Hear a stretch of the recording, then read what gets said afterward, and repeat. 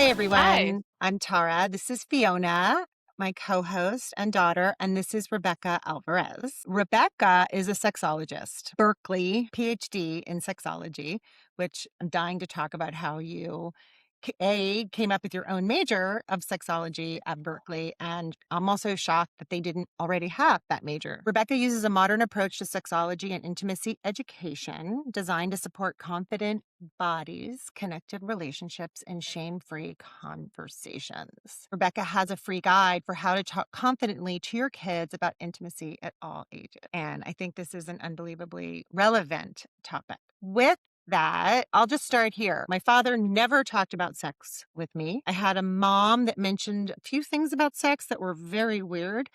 And my stepmother had a very traumatized, negative sexual imprint and definitely harmed me with that imprint. So that's my background. So here I am trying to raise this body positive, confident, sex positive child in the world. But I have to heal myself too while I'm doing it because I had terrible programming. That's a funny intro. No, Thank that's great.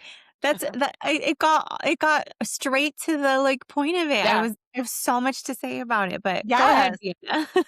Oh, I thank mean, you. I don't have any intro like that, but I feel like I was just talking about this with my mom before, but like we're a very open family and like a Brooklyn lib family that's like, oh, we'll talk about everything, but not really sex that much. Like it's not like a taboo thing, but it is weird to talk about with your mom. And I think that I definitely didn't tell her anything about my sexual life for Mhm. way For a longer after it long, was long happening.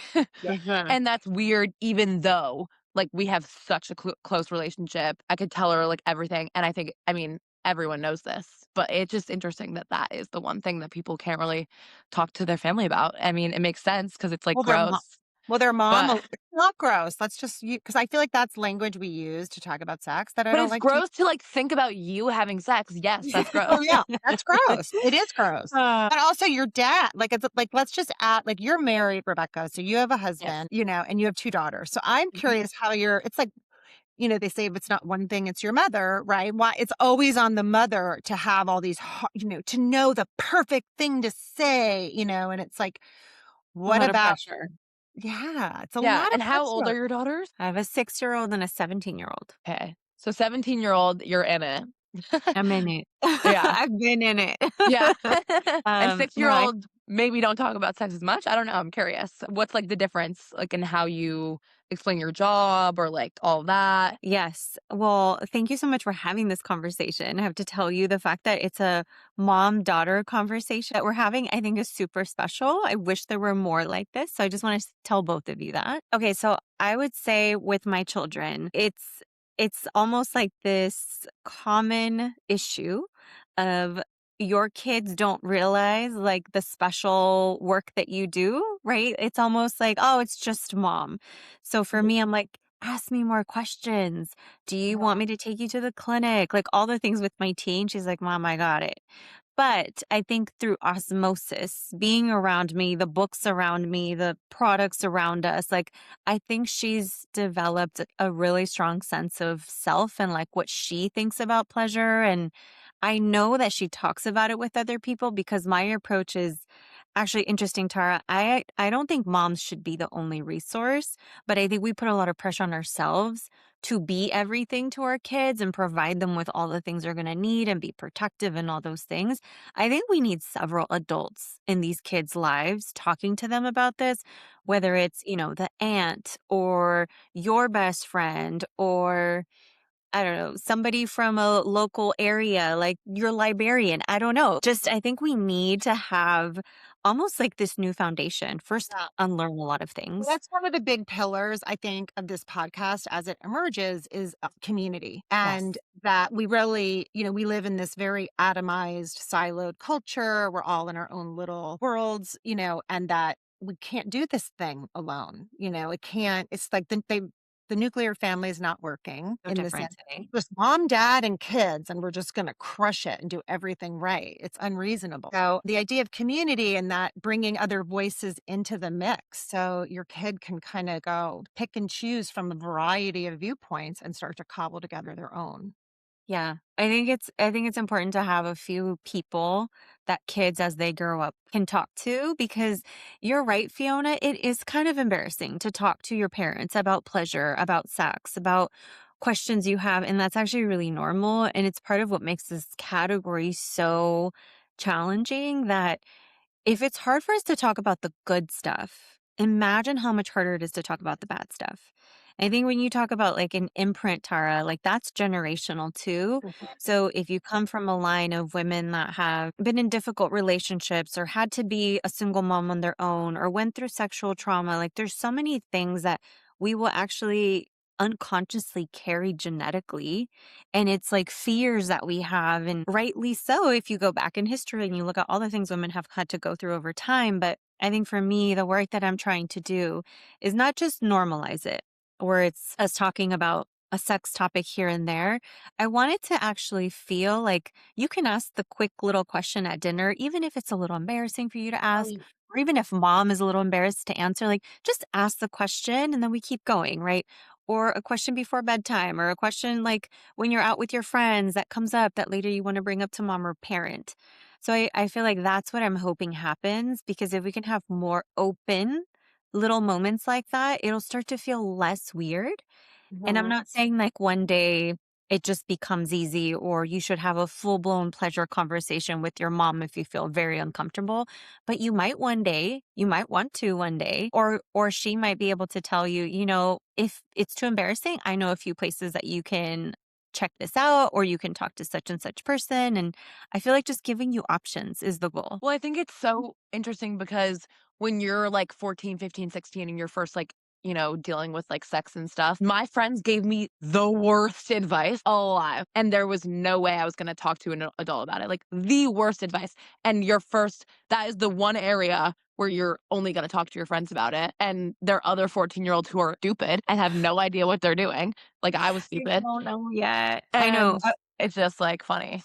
And as a mom, you're hovering over here and you're like, I know something's going on and I want to say stuff, but I don't, I had a therapist at the time who was like, let them come to you. You don't want to interject, let them come to you. But then if they're not coming to you, all this stuff goes unsaid, Yes, and then you're like, 100%. It's almost as if like parents, and I talk about this in some of the work that I'm putting out aside from Bloomi, because Bloomi is all about pleasure forward and couples and relationships, self-pleasure. But I also feel like my heart sees so many concerns and issues when it comes to the parent side of like, how do I help teach parents what to do so that they feel more confident, so the kids feel more confident, right?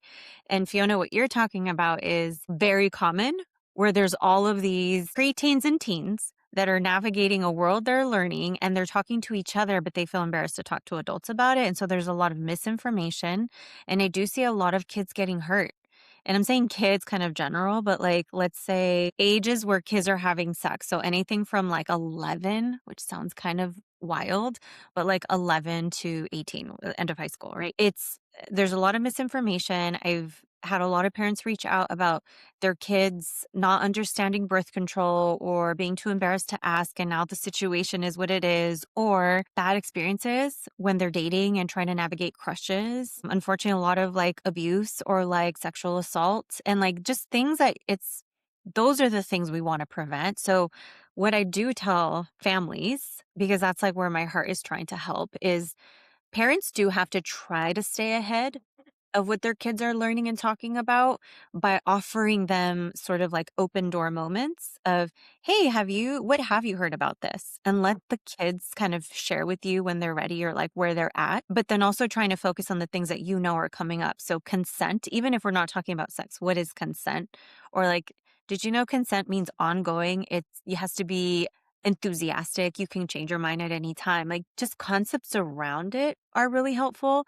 Healthy relationship is another super big thing for teens. And I feel like when we're talking about that, modeling healthy relationships is one thing as an adult, as the parent, but really asking them, what are your green and red flags? Let's talk about that. And let's figure out like where you're thinking you are right now with crushes. It doesn't have to be, are you having sex? It's like, okay, let's talk about love. Let's talk about relationships and crushes.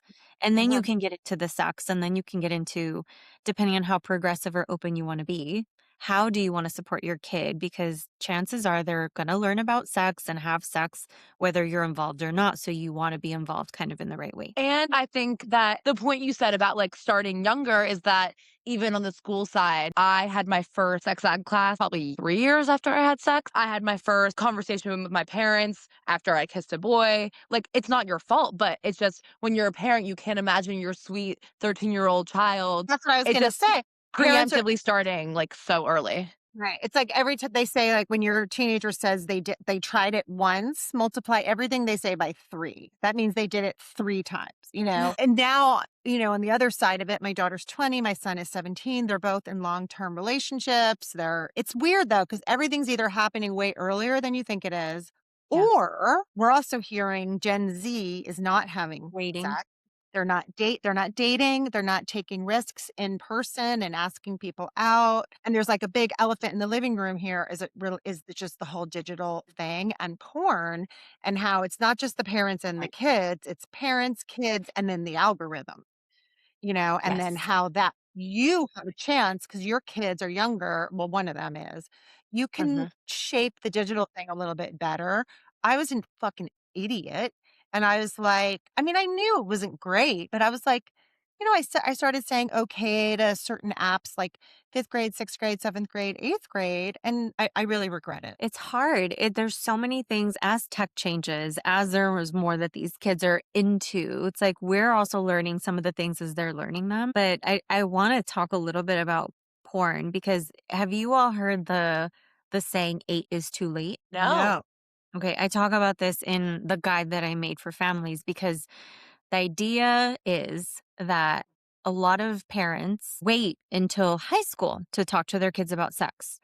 And by that point, they've not only probably been exposed to porn, probably been physical with crushes, many of them have already had sex. And so the idea is, well, 8 is way too soon. But then the question comes up, wait, is it too soon? And what I like to say is actually 8 is too late. I believe, based on the research I've seen, the studies that I've read about, that the earlier you talk to kids, it actually isn't always about sex, which is what I want to clarify. It's not always sex education. Sometimes it's body education, menstrual education, privacy and protection education. Like there's so much around intimacy, not just the sex part. But by 8, over half of kids have been exposed to porn. Isn't that wild? Like I That wouldn't is have, crazy. So insane. and it's I wasn't, just for sometimes, the record, mom, so you don't go crazy. I wasn't. I have stuff on their phones, I think yeah, I still have it around porn. Like when I was growing up, there was Playboy, someone's yeah, dad had a magazine. Playboy magazine under their bed, and it was like, tee hee hee. Yeah. Oh, the stuff that these kids have, it's like the world's at your fingertip. And there's always that one, like, little kid. I know so many friends that was like, "Yeah, this kid showed me porn in 3rd grade, like, on the school computer." Like, there's always that one Yes. kid in the class. So this is what's wild to me. It's happening at Yes. school Yes. because kids have phones younger. They're outside together or a class or in the hallway. And sometimes it's intentional, like, oh my God, look what I found. And then they're showing them almost like they're in disbelief and they're now showing this to someone else, another peer or friend. But Yeah. sometimes it is by accident. And you have to think a lot of the kids who have older siblings or they have access to older teens and adults, hopefully not adults, but they're being exposed to teen content, teen shows, teen 100%. conversations. And I also so, think a lot of more men than women are untreated sex addicts. They're using porn. It's true, addictively, not being in a robust relationship with their significant other, truly. And like they're very active, however, in a digital sex environment yes, somehow. it's so And common. It's what so I common. and then the kids find it because the kids are so snoopy. They're so I smart. They snoop, they know everything, they're reading your texts, they know what's going on, you know? Totally. So, it's, like, not just like, "Oh my god, the kids," it's like the porn thing is like, "Oh my god, everyone," you Yes. know? Not ev and I hate to be like men, men, men, I'm not into men bashing, but men are the consumers of OnlyFans. Boys and men tend to be the gender that tends to see the most porn. Half of the world's traffic goes to porn sites. How Yeah. trippy is that? Porn, like, Half. bigger apparently would have to fact check this, and we will do so before we air this and say something, but I think it's bigger than Amazon. I think Pornhub is bigger than Amazon. That's insane. There's just a lot behind it. And so because it's so big, and I think a lot of people are not aware of how common it is or how big it is, I like to tell parents, you should be checking in with your kids. And there's things you can do at every age. I'm talking like they're 1 and 2. You can talk to them about certain topics that will help them come to you when something is wrong, or know that they have certain don't no one can touch your bathing suit area. Like there's certain things we just want to like start early in the language that they understand. And with porn, the question is, have you ever seen this online? Or if they come to you and they ask you questions about it, to know that they're likely talking about porn so you can address it. There's like safety things you can do on the phones and things like that, but we can't control all the dynamics happening at schools and with friends. And so being open with them is going to be so much more helpful than just like not talking about things until they're in high school and then having a big old conversation, you know? Do you guys remember me talking about I was like, these women are generally underpaid, they're generally being exploited and come from very poor backgrounds, and none of what you're seeing is representative of like an actual sexual situation. I don't know. Do you guys remember that? I remember that. I don't remember this other situation you're talking about. I don't think that No. was me.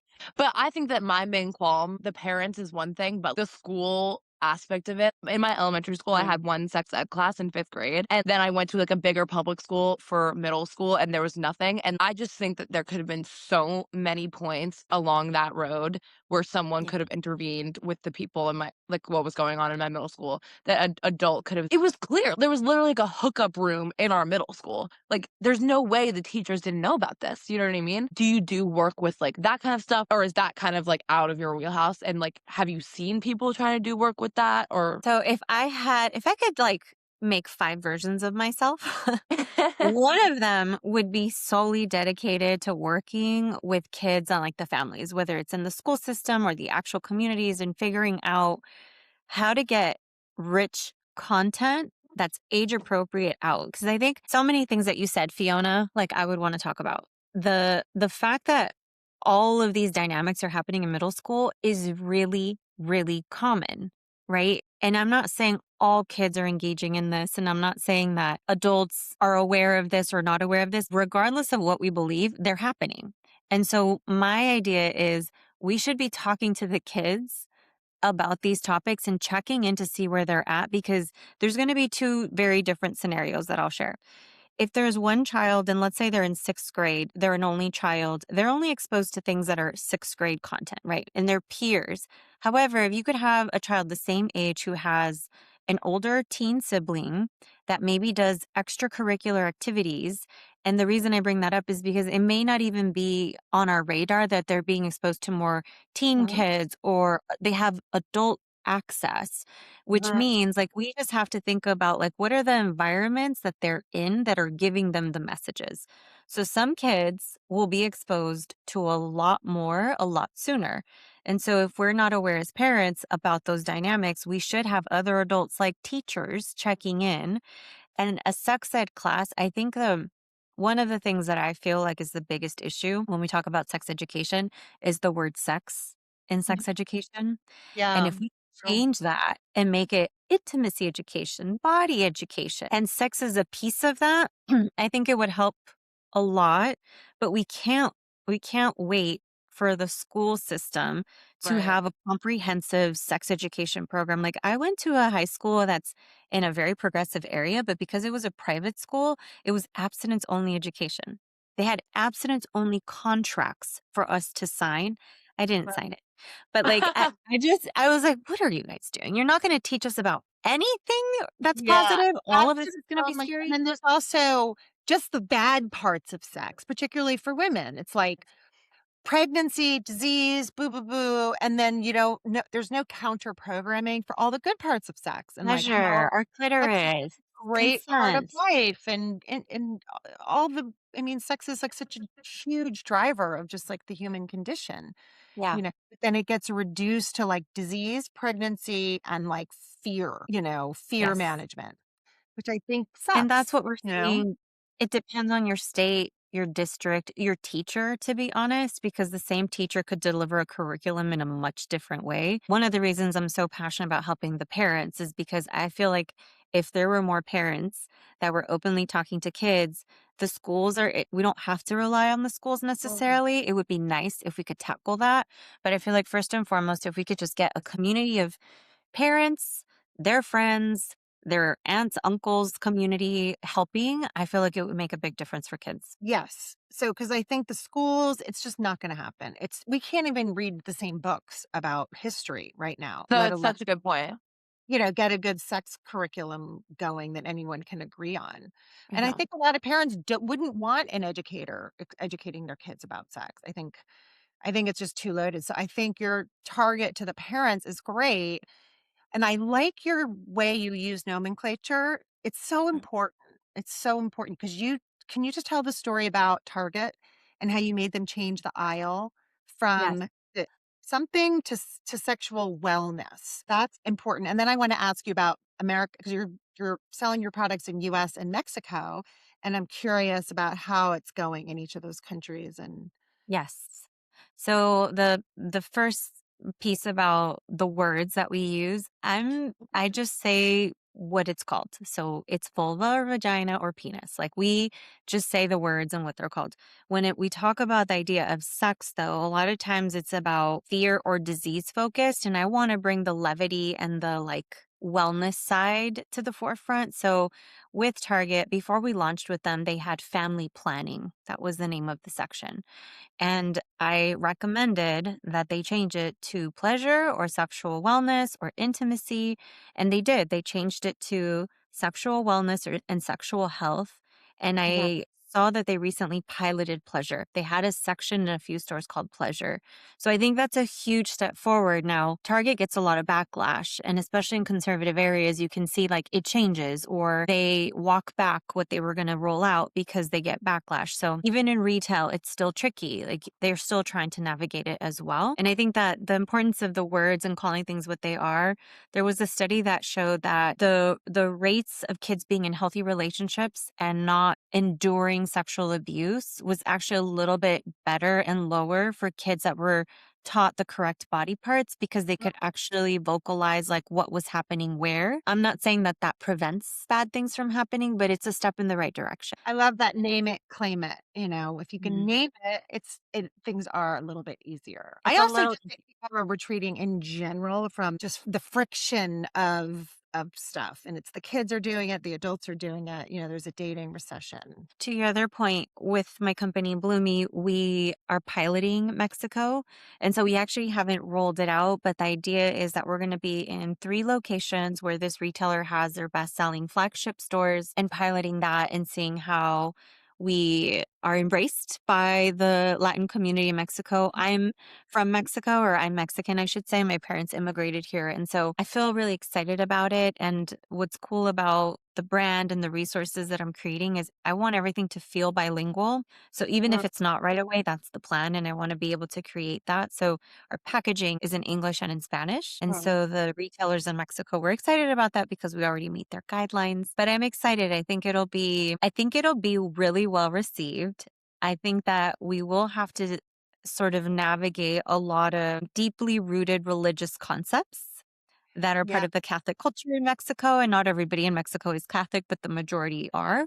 And so I think there's going to be a lot of learnings, but it's so needed. And I've seen the brands that spin out of Latin America and Mexico, they blow up because I feel like communities are craving this. And just like in the US, we can't really count on politics or schools to like do what we think is best for our kids. So I think families are just, they're kind of taking the lead and they're the ones teaching kids, or the adults or moms, dads are sort of claiming it like, oh, well, we're going date night, we have sex night, we have pleasure, we have toys. Like the words are coming out more and people are more open about sexual wellness. I Yeah. also think it's a very interesting time to be rolling out a company in these 2 specific countries with all that's going on with immigration and everything. So I think it's in a way like powerful to have a unity of this brand, even though Mhm. there's not much unity in these 2 countries right now. And I think that that's an important part of all of what you're doing too. Thank you. Ugh, it's such a complicated time right now. Yeah. There's Yeah. just so much going on, and there's a lot of hard things happening across the board. So thank you. Yeah. We like to say intimacy and sex, it's recession proof. Like Mm. people want Yeah. connectedness. They want that release. They want to feel good about themselves, especially when things are really stressful and hard. And so I know people are leaning into these type of products when it makes sense for them. There's two areas of conviction that you have had that I think are really interesting, and I want to explore that, which is one, when you chose sexology or you were able to craft that and hone in on that as your major at a relatively young age. One. Two, that you went all in on this business and you put everything into it and you put your everything out on the line. And I'm just so impressed. Thank you. The beginning of this, people will ask me like, "What made you want to start this company?" There's so many stepping stones that got me to that place, but I've always felt a lot of conviction around sex education. And I Mhm. think it does stem from not having any and Mhm. seeing how there was so much confusion. Me personally, my cousins, my friends, like there was just so much misinformation.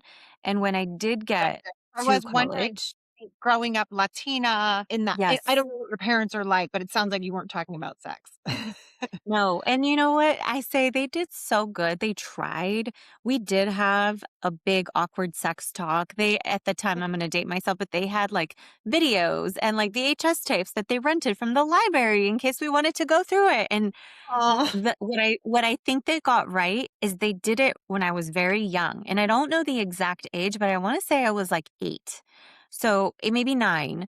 And so it was the first time that I was hearing about these topics. So I applaud them for that because it wasn't, like 17 when I've already experienced so many things. You have older But it siblings? was, I don't. No, I'm the oldest of 2. I have a younger brother. So I think they did a really good job with the timing of it. But it was this I grew up Catholic. In the Latin culture, we do not talk about sex. And then going to this high school I mentioned to you all that had abstinence only education, I was not realizing this, but it was almost like layers of suppressing pleasure for sure. Like pleasure was not a word I even heard until college. Mhm. And a little bit of shame and fear, not wanting to do the wrong thing. And so relationships felt kind of scary and I didn't really know how to navigate them. That was like the beginning, I think, of me being very curious about education. But once I had an opportunity to take coursework, I went to UC Berkeley for undergrad. Okay. I realized that they had all of these amazing classes on campus. It was like science of arousal, sex and the law, and they all had 5 variations of them, let's call it. But there was no major. And so I took every single class on campus on sex, and I created the first sexual wellness major on campus with the university, which was really fun, kind of entrepreneurial now that I look back and think about it. And I became a sex ed teacher. I was working a little bit in startup as a consultant then, but then I went back and I got a master's in human sexuality, which is why I'm a sexologist. You have a higher degree or higher ed degree in something related to the field of sex and sex research, and became like certified in a few things. So the way I like to teach and the things that I like to make sure are happening are being trauma informed. There's so much trauma in our communities for women and women of color, and making sure that I'm really inclusive because, like you said, Tara, the nuclear family is not as common anymore. So, same sex parenting, having children that are experiencing gender identity issues. Like we have all of these really beautiful ways of being in a family and describing ourselves and our family and who we are, that I want that to come through in what I'm doing and not feel like it's heteronormative only. Although I will say, like a lot of people who reach out to me, they tend to be like a heterosexual mom, dad, but I love working with queer couples and gay couples. So yeah, there was a little bit of that. And I think that after that, things kind of took off for me. And I saw there was a huge opportunity to not only get out the education side, but the products sucked. I kept seeing like all of these products that I was like, why on earth is that ingredient in there? And the more that I studied product development and ingredients, it just became very clear to me that this is an industry that is so outdated. Usually the products are made by men for women. And I felt like I needed to do something. So I created the company thinking that I would eventually create our own products, which we did. And that's what Bloomi is today. Yeah. So I have one question about you go from like your parents like not really talking about sex, and then you're at Berkeley and you're like, I'm taking 18 sex classes. How did that go down? It's funny. It's a good question. In the beginning, my parents were like, "Are you sure?" Like, but what was cool is at the same time, I was actually taking all the pre-med coursework thinking I wanted to go into OBGYN or sexual medicine. And what was alarming for me, that is still true today, as in medical school, you do not get sexual wellness training. If you do, and if you're one of the lucky ones, you may get 1 to 4 hours of training in medical school. The And same as GYN OBGYNs get, that don't get hormone. They're isn't not that trippy? they're just learning about hormones and how, all Yes. of it's kind of so crazy. Yes. Sex and menopause, which are, I think, two hot topics right now, Yeah. are Right. not discussed in most medical school programs. And if you have it in a specialty program like OBGYN, it was going to be 8 hours of training. So, as a sexologist who took all the classes after undergrad, Fiona, I know a lot about sex and dynamics and the history and trends and studies, biomarkers, like just a lot that I realized I wasn't going to get if I went down that route. And I think the more that I got into it, the more it wasn't just like accepting it, but they were like, okay, okay. And they like warmed up to it. And now they're the cutest. My parents are the cutest. My dad has gone viral on our Bloomi Instagram a few times. And it's just Aw. him being him watering the plants at the Bloomi office. He's retired. Both of my parents are retired. Or my mom, who she might feel a little embarrassed, but she's a great product tester now. Like she gives us feedback. And so it's been great. And then my other part of that question is on campus, you're the first girl this major. Were you known as sexology girl? Were like the guys like, oh, like she studies sex. She probably wants to have sex with me. I feel like there was a little bit of, if I was dating anybody on campus and they saw what my coursework was or course load was, Yeah, it was a little bit of, I think they were slightly intimidated, like, oh, I she probably bet. knows more than I do. And it was also like curiosity. So, what are you learning exactly?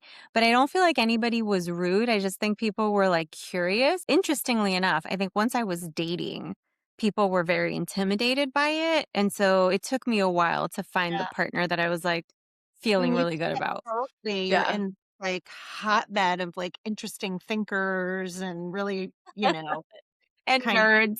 yeah. So you'd be surprised, I suppose. Look, the nerds I think are having the most fun. It's like all the people that you that look like they're having the best time are usually the most uptight. And then it's I can yeah. totally attest to this because I went to Santa Cruz for a year and it was known like if you go for Berkeley the weekend, you're not going to class on Monday or Tuesday. Like it was crazy over there. They were like the better school. It was like 45 minutes away. But I went there for a year and then I transferred and it was known as like, oh my God.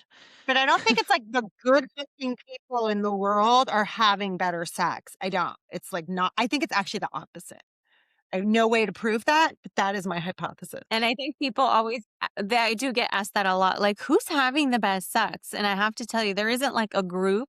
It's people that are open to it. And it's usually people who are masturbating. They tend to be better lovers. This is what I'm struggling with, and I don't care if this part's on the I'm struggling. I'm scared to talk about my own experiences publicly on the podcast. And I have a lot to talk about, and a lot of questions and a lot of experience, and thoughts and whatever. But I'm like, I'm scared. I'm a little Yes, scared. the hesitation about your personal. You know what's so funny is I rarely, I don't want to say do, but I rarely get to talk about my personal sex life. I talk Mhm. about the parenting side so much, Yeah. but I think it's because when I talk to other folks, they are interested and they are curious often about me personally. And I find that there's actually a lot of value in that. But I've been so focused on like trends and like, this is what's going Brand and on. And this is fun. Right. right. So But can we ask about people your love sex learning about you. We could talk about it. Yes. Like, do you experience? have like lit sex all the time or like what's Well, good? you're married. You're Okay. married. Let's just talk about this. You're Yeah. married. Husband, what is there an age difference? There He a big is 5 years older. The funny thing is, I feel like I was pretty mature. And so when I was dating, and I wasn't just dating casually anymore, I was dating to try to find a life partner. When I made that switch, I wanted somebody slightly older because of how mature I was. I was a single mom at the time. So I had my daughter the year after I graduated from Cal. So I was young, I was 22, and I was a single mom for 6 years. And I didn't want a partner for maybe 5. But then something switched where I was like, I want this. I'm ready. I feel like my career's in a good place, all of those good things. And so when I made that switch, I found that most partners that I was dating were still not quite at the maturity level that I was excited to be at. And so I liked dating a little older, but the Yeah. joke was that I told him he was kind of young still. He's like, I'm 5 years older. How am I still kind of young? 100%. No, I mean, I think 10 years is still not that much for, I mean, with men Yeah. and women. Is there stuff that you know about like it's such a common thing. Guys are less mature than girls, but like how does that come out in like your like sex research and stuff? In sex research, what I find is that I'm generalizing. Men tend to be very performative with like, they think that their partners, especially if it's like a heterosexual relationship, they think that their partners want them to do a certain move, or they think that they come so the entire experience is done. Like there's certain things that are just like need to be worked on and they don't feel equal when it comes to pleasure. I like to tell people like both partners should feel really good by the end of the experience. And there's so many things to learn about your partner sexually. You should learn how your partner likes to have an orgasm, probably in at least 5 different ways. And most people can tell me one. And so I like to push them like, well, what does that mean? What are you doing before, during, and after? And like, let's create more ways for the bodies to be able to enjoy pleasure. I find that especially men who are in their 20s have not become great lovers. They are used to the mechanics of sex. They're used to like, oh, okay, there's a little bit of foreplay. I usually do this. We usually take off our clothes. I usually like these couple of moves. I'm done. And I think she's done at the same time. So it's like there's still a lot of question marks. But what I find is that the men who really put the effort, and what I mean is like ask the questions, be open to the feedback, which usually happens late 20s, mid 30s, they Late become really 40s, great partners. late 50s, late Yes. 70s. It takes time. It takes time. Or it takes a partner who's willing to call it out and be that voice of like, let's figure this out. Let's be honest with each other. Tell me how this feels. Or did you know that I really enjoy this and I don't really enjoy that? Like there's these conversations will speed up the learning process to make them a better partner for you and you for them. But eventually what can happen if anybody, female, male, non-gender binary, is putting the effort in to be a good partner and the sexual communication is there, they become such a good sex partner that there's this effect on the other partner. Like they almost feel like they're addicted to them because they know their body so well is what it feels like. And it's almost this high. You can't stop thinking about it after it's happening. That's because that person or like those people put in so much work for sexual communication. Like I can get couples there, and I know kind of where the hangups tend to be, but I'm telling you, it's all about just being open, going back to these conversations. If we're not taught to like talk openly about these things as we're growing up, but then a switch is supposed to happen automatically and now we're supposed to be amazing lovers, like it doesn't happen. Like we still need practice. We need to talk about it. And how do like I don't want to it's not our job to protect their fucking egos, but it's just such a roadblock, like to just Yes. get past it and like how do you do that? It's usually I think there's so many things, but usually men who are in their early 20s are not the greatest because Yeah. they haven't had true sexual energy, life-changing experiences for the most part. They've had the mechanical performance highly based on watching porn usually, or like you're saying, there's almost these like expectations of women that they're going to have an orgasm. And so when you're younger and you fake an orgasm, you're training them in the wrong direction. And so then if you end up dating somebody that had that experience, it's hard to unlearn. And it's such an ego like slash for them, So it takes time. Honestly, your brains are maturing until you're like 26. So Yeah. give it time. But like the more you talk about it, the better you're going to get and the better your partner's going to get towards you. Yeah. Here's a question. ADHD. That's a big Mm. sex thing. And it's like interesting because ADHD, we move from different, a dopamine, different, and focus. Have you Yes. encountered couples or studies or anything Yes. relate, yeah. There's a few groups of people, and ADHD falls into one of these groups, that when they're having sexual experiences, certain things tend to be harder than others. And that doesn't mean there's anything wrong with it. But what can be very helpful is actually activating your senses more than you normally would think to. So, for example, for ADHD, it's nice to have things playing that you enjoy, whether that's the playlist or something like soothing in the background. It's good to have aromas that you enjoy, a diffuser so you can smell and have like hints of that smell as you move around. The temperature of the room matters. You don't want to be cold and get distracted by you want the blanket. No, take the blanket off. Like, Oh my God, so it's like the 100%. It's got to temperatures. be all, like every single thing has to be locked. Yes. It's almost like what you want to create is a really cozy personal space where like this intimate space is going to feel really cozy and good for you. And Right. it can even be like in the shower because there's something about the water and the heat and the steam. And it's like there's a lot of stimulation happening, but it's also very relaxing at the same Right. time. So It's that can creating be really fun and container. pleasurable. Container, and I'm really into this word containment lately. Male contain because people are talking about masculine containment a lot. Yeah. I don't know how this dovetails with everything, and I also don't know how to talk about it in a way that is inclusive of non-binary, but I think it's energetic masculine containment. It doesn't matter who's the woman, who's the man, however you're Right. expressing your gender, right? So I think Yes. that something very interesting. It's I just think it's so helpful that you have these like lists of like ADHD, blah, blah, blah, blah, blah.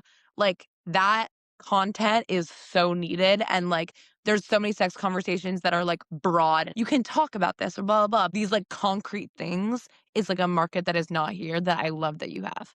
Ugh, thank you. You know what? I think that what I want to do is give people prompts. Like here are examples. Like this is not exactly what you do. Like take it and make it your own, but there's so much great research out there that shows like for women going through menopause, for people with ADHD, for people with dyslexia. Like there's all these like neurodivergent but also other tricks that people who've been through sexual trauma. Like there's just so much research out there that I think you're right. I want to get it out in a way that people can find it, use it, and like it automatically boosts a little bit of like their happiness when it comes to sex. That's what I love about sexology because unlike therapy, where you usually want to put in the work for over time, like several months, several sessions, if you were to learn one tidbit of information, a piece of education or a prompt or a concept or something that clarifies or gives you information about something you're curious about or you're struggling with, that automatically changes like your quality of life and your happiness on that topic. So if yeah. I were to ask both of you, like what is your number one sexual concern or curiosity right now? And I gave you a 5-minute blog to read on that exact topic, you would probably be excited to go try that this evening or this week or like like incorporate that. That's the power of sexology, just answering people's questions in a way that it's addressing something, and it can be something small or something big that they like take in Mhm. bite-sized information. I have a big question because it's important because the people who can afford a fancy sex therapist, because it's expensive. Tell me, but I don't think a lot of the ones covered on insurance are really great. I don't know. I don't know. It feels like there's a high low, Yeah. like everything else now in our culture. You can have access to this incredible somatic, body of work if you have the money, but if you don't have the money, which is one of the reasons I love why Bloomi is in Target and it's on Amazon, and the price point that you came up with is very egalitarian. A lot of vibrators are like 100, $120, $150, Yeah, it's honestly, yes, I want things to be accessible. So I do talk about pricing and like transparency about pricing and like what's wrong with a lot of the products that are on the market being so overpriced. But then also with the content, I want this to feel like people are excited to like use this, right? Like, oh my gosh, like the guide you mentioned for parents, Tara, I just put that up, but I've had that concept in my head forever. And I keep getting parents DMing me, asking me, like, what do I do if my kid walks in on me? And like, I have so many questions. Well, how old are they? What have you talked to them about? And so I developed this guide that's almost like a rubric of like, here's what you can say. Here's the age that they're at. Are they more mature than this? Move to the next rubric. And it's almost like, let me help you help them, right? Oh my God. I'm obsessed with Fiona, that. you're going to have so many, you're such a better parent than I was.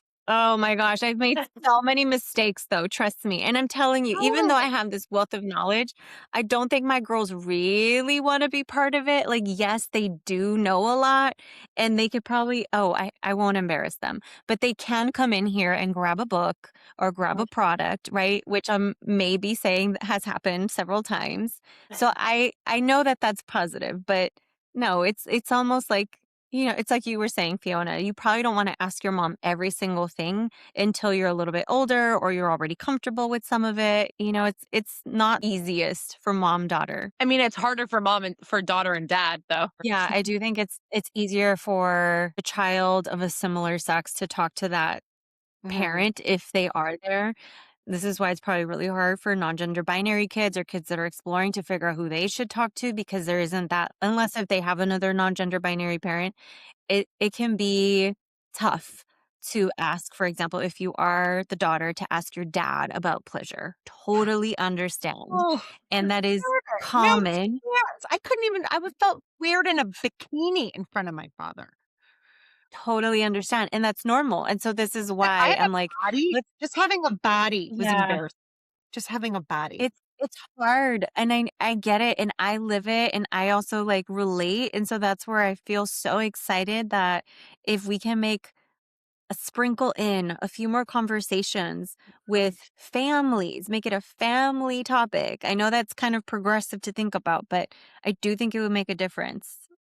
Well, I do think that's sort of this whole thing about this podcast is legacy of loud. It's like conversations that are worth having, and then worth being repeated and, and amplifying out in the world. And so I read this thing about like the conversation is one of the most important units of culture and how it, Mm, so mhm. just having this conversation is moving culture into a better place. Totally. Where do we find Bloomi? And just give us all the links and the things and the stuff. So because I want to make sure everybody Yeah. can find you. Yes, if people want to learn more about the products that we talked about with Bloomi, the plant-based intimacy line, you go to thebloomi.com. You can also shop us in CVS, Target.com, Free People, Amazon, but all of our products are on our own website. So that's probably the easiest place to start. And we also have a lot of content on there for couples, for singles, on pleasure.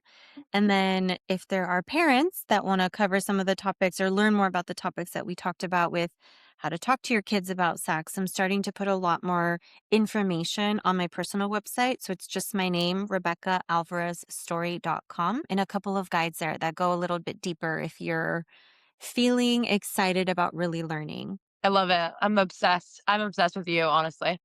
This is fantastic. You're doing God's work. I'll tell you that. It's incredible. Oh, thank you both. Thank you both for having these conversations and inviting me. I'm really happy that these are happening. This is special what you all are doing. And maybe one day my daughter will want to have a conversation with me like this too.